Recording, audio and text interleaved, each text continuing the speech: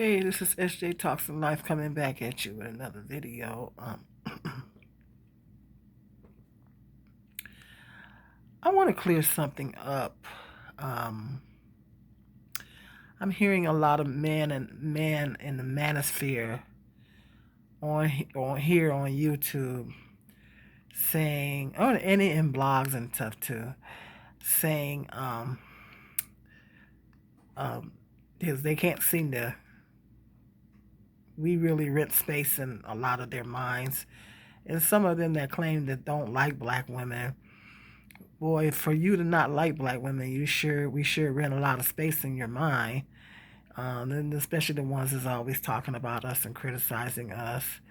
Um, but they're always saying, and someone came in my comment section in one of my videos saying that women, I want to dispel the myth that black women are um, trading welfare for, uh, are getting rid of men for welfare.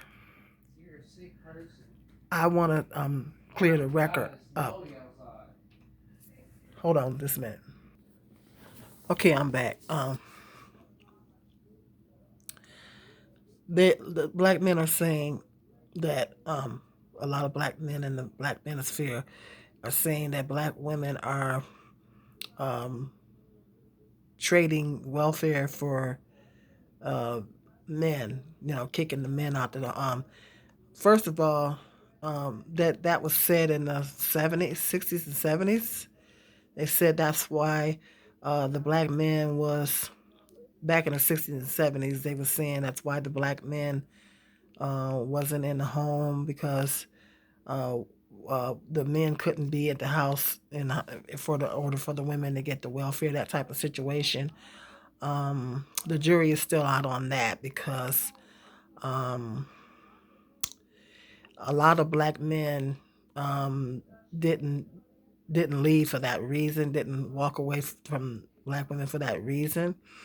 That's the jury's still out on that, but that's what they said in the 60s and 70s was what divided black families.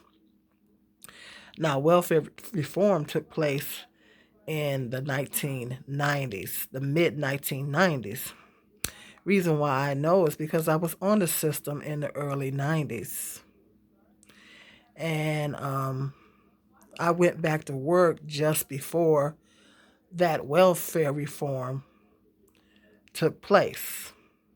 I went, you know, um, and I think the welfare reform happened around 1997, somewhere in there, 96, 97. Um, and I know when I was on the system, welfare, they give you the bare minimum. They give you the bare minimum. It's really not enough to really do anything with. Back in the early 90s, 80s, and back before the mid 90s when real welfare reform took place, women were able to actually live on the system and stuff like that, and women got more help, but it was just the bare minimum. I was on the system, so I know what I'm talking about. It was just the bare minimum, you know. You really didn't, I don't know why people think that people get so much money on welfare. Now, here it is, the year 2022. I highly doubt that women are exchanging welfare for men because, first of all, they don't let you be on it like that. I know here in the state of Michigan, they have this thing called Work First, and women have to um, either be looking for a job or they have to have a job in order to qualify for any benefits. If you don't get a job, then they won't give you any benefits. The requirement, and that's pretty much across the board. I think for a lot of states, but I know it's definitely up here in Michigan. The requirement is that they have a work requirement that women go to work. Um, Now, when that first came in effect, um, women were able to cut corners and things like that. But that was first when it came into effect when they worked out all the kinks. They really was able to really implement that, where they provided child care assistance to women. Um, and if a woman qualified for any food stamps, she could get food stamps um, while she was working. Um, and if you needed transportation assistance, they would help with that as well. So it left no room for excuses. So that's been in effect since the late 1990s. You know, and so women can't just sit on welfare. It used to be a time where you could sit at home and get your check. It's not like that anymore. Women can't just sit at home and just get a check. I think a lot of states have implemented that work requirement. I know Michigan has had it for quite a few years now. When I was on um, the system was set up different before they came out with welfare reform. Because I actually attempted to work, and um, the system was set up differently in the early 90s before they came out the welfare reform. It was actually set up to keep you on the system more so than help you get off the system, because I was always wanting to work. I didn't want to just sit on the system. Um, Now, when that welfare reform took place, then they were able to assist women more and be more independent and work in providing child care services and help with transportation and all that, which they wasn't doing that before. I don't know where men are getting. I don't know where black men are getting this theory that black women are getting taking welfare in exchange for having a man, because welfare is not set up like that no more. Okay. They first of all, they give you the bare minimum, and the way this economy is going, no woman could really live on welfare and welfare alone. You know what I mean? And a lot of states have implemented that work requirement. I don't know what black men are talking about. I don't know if they're making an excuse. They're using that as an excuse as to why black men are not leaving and not supporting their families, not marrying the women. I don't know if they're using that as an excuse. That might have been the case in the 60s and 70s, but the jury is still on that, out on that. But that's not the case here in the year 2022. First and second of all, women benefit more from going to work, because they have this thing called the child care tax credit that women get at the end of the year, and head of household home it's child care tax credit, and they get earned income credit. I used to get that money, and it's nice.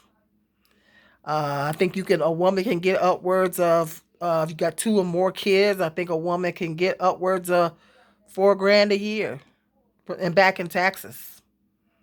Earn income credit and child care tax. Okay, so women actually benefit more from going to work than they do just sitting around on welfare. Okay, so I just want to dispel that myth. Black men keep saying that black women are giving up men, are kicking the men out of the home in exchange for welfare. That's not true. First of all, there's more white people statistically on welfare than it is black people. Um, and um, that's not true, because welfare is not set up like that anymore. Nobody can just really sit on the system. They do have a work requirement. I know that's the case here in Michigan. I think that's the case in a lot of. I'd like to do a little research, but I think it's pretty much like that across the board. With welfare reform, took place in the mid '90s, and I think it's pretty much like that. Mid to late '90s, I think it's pretty much like that across the board. So black men need to just stop saying that, because that's not true. That's an excuse that they're making for black men being absentee fathers. and not getting married and helping the woman raise the family. It's an excuse. And you're scapegoating. That is not true. Because welfare, first of all, if even if somebody was on welfare, it's the way this economy is set up, the woman wouldn't even get enough to even sustain. Okay, the woman wouldn't even get. They give you the bare minimum. And if it wasn't enough money back then, and it's certainly not enough money now, with everything's going sky high. So that is not true, and I wish black men would stop saying that. That's not true. It's an excuse, and you're scapegoating. Okay, black women are not giving up, kicking out men for welfare. That might have been the case in the 60s and 70s. It's not the case now. Okay, but a lot of black men were leaving back then too. Okay, so the jury's still out on that. So a lot of black women are working because that is a requirement. Okay, the system is not set up like that anymore. You can't just sit on welfare. Okay, so stop saying that, black men. Stop saying it. It's a myth, and it's an excuse, and you're scapegoating, and you're deflecting. Okay, hit me up in the comment section. Like, subscribe, and share. And to the next video, peace.